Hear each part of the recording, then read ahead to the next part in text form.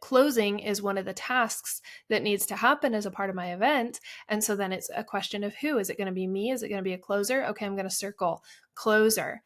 Who is that closer then going to be?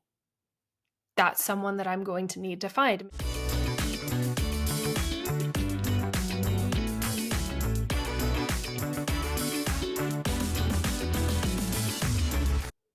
The fourth letter in Buyfrost is F, and the fourth step in our event planning method is find. Using your goals to direct you, make a list of everything you need to do in order to make this event happen. Then start finding the people and resources that will allow you to do it. The next steps will bring more order to this list. All right, nice and simple, tied in a bow, right? But this is a long step, a big step in the process. Make a list of everything you need to do. Okay, that's overwhelming, right? So how do we do this? Well, thankfully, you've practiced mind mapping, you've practiced listing, you've practiced brainstorming. And so I'm going to encourage you to use those skills in this step. If you want to, you can just take a piece of paper and list out the tasks just in the order that they come to your mind. You're thinking about, I need to decide on speakers and invite them and pitch sponsors, and it can just be a completely random list. You want to brain dump it. You can use that mind mapping skill that you have learned in earlier portions of this methodology. And that can help because sometimes a list feels like it needs to be in order. And you feel like when you come up with something down the line, oh, but that should be first. And so then you try to insert it and, oh, where does this go? And you're thinking about organizing the list before you actually make the list itself or before you have the pieces down on the table. It's kind of like a jigsaw puzzle.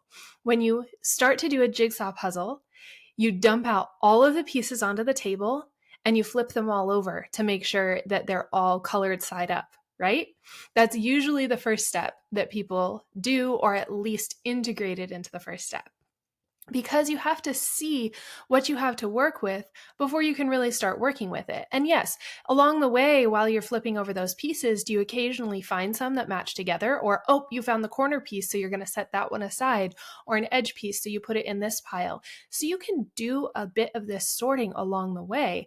And I encourage you to a certain degree. That's why a mind map can be really helpful, because instead of a list where you have to go, okay, where does this actually go in another area of my list? Do I start a new list? With the mind map, you can be messy about it, but you can also just kind of throw those corner pieces together. When you have words that associate or tasks that associate with each other, you can put them on the same area of the page of the mind map instead of being super linear about it, right? Okay, now I want to draw your attention to the first few words that I said. Using your goals. Using your goals to direct you. This is key. In the last 3 steps, we have laid a foundation of clear goals. In fact, the last 3 steps are literally called brainstorm undeniable yeses, because you want to know the direction you're going. You want to be able to say yes, yes, yes, and keep moving forward. And so using these goals that you established last time, you wrote down 3 different goals. And then for each of those goals, you wrote down 3 stages, good, better, and best of achieving those goals, 3 different milestones. And so keep those things in mind as you write things down. They can be a prompt. You can, in fact, make a mind map surrounding each of those goals and say, how do I want to accomplish this? So we've got our mind map. And on the back side, I have my goals. You don't have to do it this way. I did it really messy. You can do it a little bit cleaner, or you can do it even messier than me. But the point is to get these things on paper so that, like me, you can refer back to them. So I can take that first goal and I happen to sum it up with a single word, connection. So I can put that in the center of my mind map, or I can put the full phrase. I want people to feel connected and make connections. Okay. Looking at your good, better, best goals and how you're going to measure that can help prompt some words to stem off of that in your mind map, or you can just move forward. You can write down words like networking and big group, small group. And then when you have your goals, one of my goals was testimonials of attendees making a meaningful connection.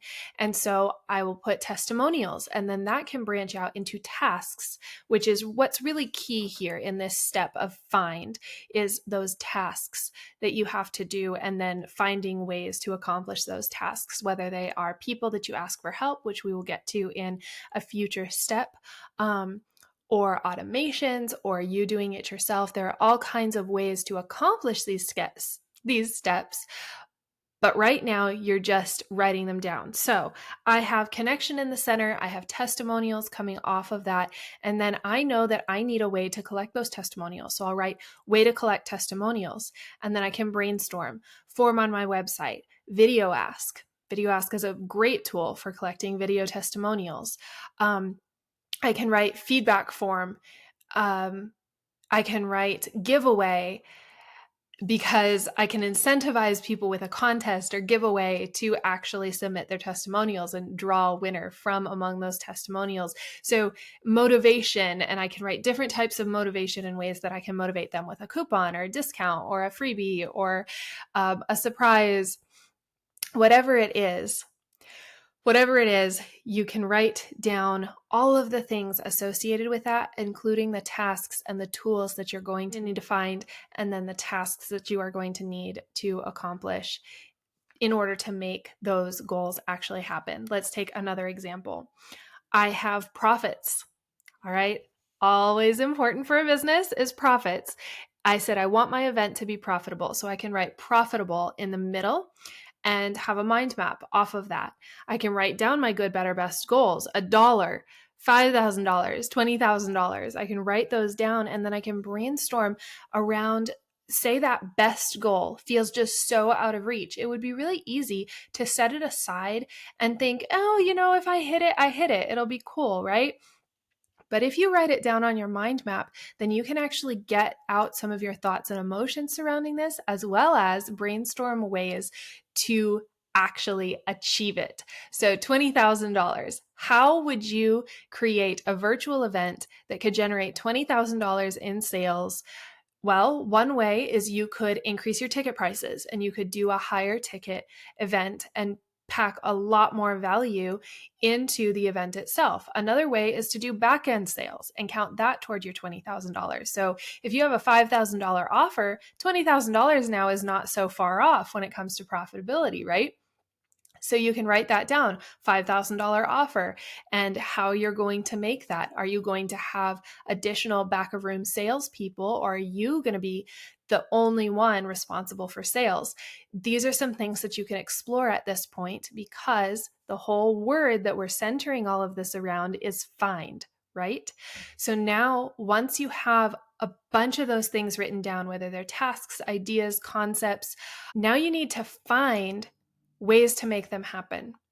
And so those are going to be the people and the resources that are going to help you to accomplish this. I recommend putting a team together, a committee for your event, a team of marketers, a team of all the people who you might need, who can either do these individual tasks better than you, or simply free you up so that you can do what you are absolutely best at. So when it comes to profitability, if I decide that I want to sell $5,000 or higher offer, maybe I'm selling a $20,000 offer off the back end of this virtual event, I might want to hire someone to be on sales so that I don't have to be distracted with that, and I can let her be my closer. In that case, I'm going to write that down, that closing is one of the tasks that needs to happen as a part of my event. And so then it's a question of who. Is it going to be me? Is it going to be a closer? Okay, I'm going to circle closer. Who is that closer then going to be? That's someone that I'm going to need to find. Maybe someone comes to mind immediately. Maybe you already have closers on your team. Maybe you don't. Maybe that's somebody that you're going to hunt down. Incidentally, if you do need a closer, I've got a good one who does freelance work for events and will come in just for your event and help with your sales your entire sales process, including the closing. But that's an aside. But that's the thing, right? As soon as I start talking about closers, I start thinking about people. And if you're not thinking about people, well, your people can be thinking about people. So you can start asking around in your network, do you know someone who could help me with back of room sales? Or do you know someone who can speak on this topic? So let's talk about that for a minute here. We're going to dig into the people a little bit more, again, as we continue through these remaining steps and asking for help. But let's talk about using the mind map to find speakers. Put speakers down in the center of your page, or put one of your goals down, like connection. And if you know that your event is going to be centered around a singular topic like connection or some other topic, your expertise, put that down and then write down around that different people and topics that come to mind. So topics like frequently asked questions or things that you want to address in order to take your attendees through the entire process of a transformation at your event. You want them to learn certain things. So write down those topics. Maybe people come to mind to teach those. Maybe they don't. Maybe a person comes to mind first, and then you think, oh, they could speak on all kinds of topics. Write down those different topics, and then you'll be able to visually see in front of you both the topics and the speakers, and they'll start to come together, and you'll find a flow. Now, maybe you reach out to a speaker, and maybe even if they're your best friend, they don't have that weekend free that you decided on for your event by the time you invite them. So you might need to fill in another speaker for that same topic. These are the kinds of things that this mind map and just getting all of your ideas down on paper will help you with, because it's easy to mentally go, oh, I've got that covered. I know someone, I know a speaker who can speak on this. I know a team member who can accomplish this for me. And then they end up not being available. You can go back to your mind map and get your thoughts flowing and realize, oh, this other person who I was thinking primarily would speak on this topic actually could cover for my other friend. The point here is that you can be messy, because throughout the messiness, just like dumping out a jigsaw puzzle is that first step, getting really messy, you'll be sorting through them. And you'll remember something, oh, I wrote down something about that.